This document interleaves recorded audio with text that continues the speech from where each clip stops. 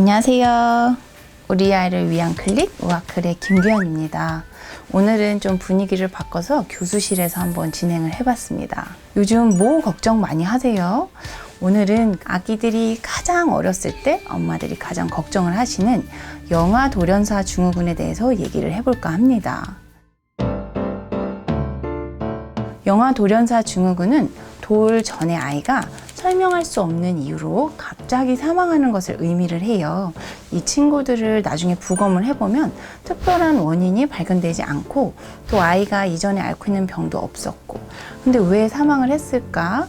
보통 알고 계신 이 영아 돌연사 증후군은 수면 중에 많이 일어나요. 그리고 남자아이들에서 약 1.45배 정도 여자아이들에 비해서 많이 나타난다고 조사가 되거든요. 미국의 데이터에 따르면요, 1000명당 한 케이스 미만으로 지금은 생긴다고 얘기를 하고는 있지만, 이 이후에 17세가 될 때까지 교통사고나 약물 과다 복용, 자살 등 여러 가지 다른 원인으로 인한 사망 위험보다 20배나 높다고 하니까 정말 우리가 모두 경각심을 가지고 있어야 하지 않을까 싶어요. 그러면 왜 이런 안타까운 일들이 생기는 건가요?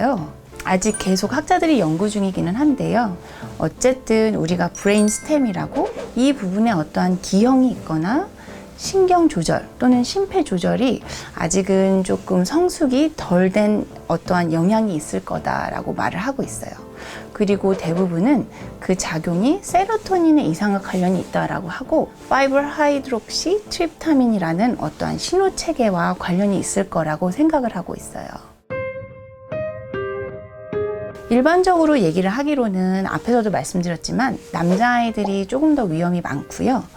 계절적으로 보면은 따뜻한 철이 추운 계절에 비해서 위험이 더 증가한다라고 알려져 있어요.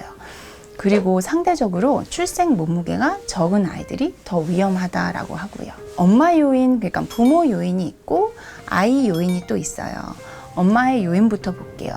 가장 중요한 거는 엄마의 흡연이라고 합니다. 그리고 엄마가 20세보다 어린 경우에 이제 출생을 한 경우, 그러니까 어린 엄마인 경우에서도 위험도가 높아진다라고 합니다. 흡연에 대해서 좀 얘기를 할게요. 우리가 임신을 하게 되면 담배를 줄이거나 또 끊을 수가 있잖아요. 이러한 경우에서는 계속 담배를 피는 경우보다도 위험이 감소된다라고 알려져 있습니다. 그럼 엄마만 조심하면 되냐? 그렇진 않거든요. 아빠나 2차 흡연에 의해서도 위험도가 높아질 수가 있다라고 하니까요. 엄마나 아빠 모두 흡연 중이시라면 반드시 담배를 끊으시라고 말씀드리고 싶습니다. 일부 지역, 일부 연구에서는요, 알코올 사용도 위험 요소가 된다는 연구가 있어요. 그리고 엄마가 임신을 했을 때 몸무게가 많이 늘어나지 않은 경우, 엄마가 빈혈이 있는 경우, 요로 감염이나 성병이 있는 경우, 그 다음 임신까지 기간이 굉장히 짧았던 경우, 이런 경우에서도 위험이 증가한다라고 합니다. 아이 요소를 살펴볼게요. 아이 위험 요소는 신생아 시기에 미숙아였던 아이들이 모두 다 개월수를 채우고 나온 아이들에 비해서 3-4배 정도 위험이 증가한다라고 알려져 있어요. 그리고 태아 성장 지연이 있는 경우에서도 쌍둥이인 경우에서도 약 2배 정도 위험이 증가한다고 알려져 있습니다. 그리고 더 안타까운 거는 형제 중에서 영아 돌연사 증후군으로 사망한 다른 형제가 있는 경우에서는 그렇지 않은 경우에 비해서 5배에서 6배 정도 위험이 증가한다라고 합니다. 이제는 환경에 대해서 좀 얘기를 할게요. 아이가 어떠한 환경에서 자는지가 굉장히 중요한데요. 친구는 딱딱한 친구가 굉장히 중요해요. 푹신푹신하거나 말랑말랑한 친구에서 자는 아이들은 딱딱한 친구에서 자는 아이들보다 5배 정도 위험이 증가한다라고 알려져 있고요.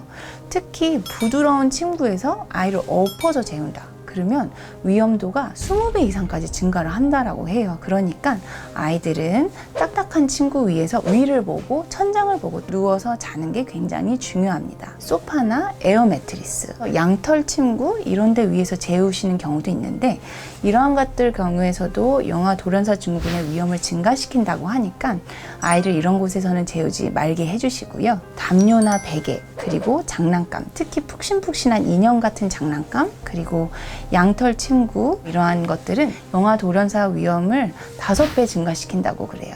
하나 재밌는 거는요, 미국 소아과학회나 캐나다 소아과학회에서는 침대 주변에 범퍼 패드를 사용을 하라고 얘기를 하는데요. 이것 역시 질식으로 인한 돌연사 증후군을 증가시킨다는 연구가 있습니다. 부모와 함께 자는 경우에서는 그렇지 않은 경우에 비해서 거의 3배가량의 위험도가 올라가는데, 특히 3개월 이하의 어린이와 함께 같은 침대에서 자는 것이 굉장히 위험하다라고 합니다. 부모가 담배를 피거나 술을 마시거나 하는 경우에서는 돌연사 증후군의 위험이 15배까지도 증가한다라는 연구 결과가 있습니다. 아이들을 재우기 위해서 정말 다양한 방법을 쓰시잖아요. 저도 아이들이 잠투정을 하거나 했을 때는 유모차에 태워서 재우거나 카시트에다가 재워서 이렇게 돌면서 재웠던 기억이 있어요. 특히 요즘은 앉혀서 흔들리는 침구 이런 것도 있더라고요. 근데 아이들이 산소 공급이 감소할 수가 있고 영아 돌연사 증후군을 증가시킬 수 있다니까 많이 사용하지 않으실 것을 추천을 드립니다. 방 온도를 말씀드릴게요. 방 온도가 너무 높은 경우, 아이를 너무 많이 쐬서 재우는 경우에서도 위험도가 증가한다라고 되어 있어요. 근데 연구마다 조금씩 다르게 얘기를 하는 건, 이게 진짜 온도 자체가 올라가서 문제인 건지, 아니면 이불이나 이렇게 두껍게 입히는 과정에서 아이가 숨을 쉬기 힘들어서 문제가 되는 건지에 대해서는 결론이 나지 않아서, 어쨌든 우리는 너무 많이 입히거나 덮이거나 또는 온도가 너무 더운 것들을 조금 주의해 주시면 좋을 것 같아요. 얼마 전에 제 댓글에도 스와들링을 입혀서 재운다는 말씀을 주셨는데요. 아이들이 자다가 깜짝 팔을 벌리면서 놀라서 깨는 걸 방지하기 때문에 엄마들이 많이 입히시는 것 같은데요. 상대적으로 개월수가 조금 높은 아이들은 자기가 혼자서 뒤집을 수가 있잖아요. 이러한 경우에서 스와들링을 하면 자기가 안전하지 않은 자세가 됐을 때 다시 바꾸기가 쉽지 않다라고 그래요. 그래서 결국 이게 돌연사 증후군을 증가시킬 수 있다라고 얘기를 하기 때문에 입히지 않는 것을 추천을 드립니다. 한번 제가 정리를 해드릴게요. 아이가 자는 자세는 천장을 바라보게 하고 똑바로 눕혀 재워주시고요. 침구는 딱딱한 것을 사용해 주세요.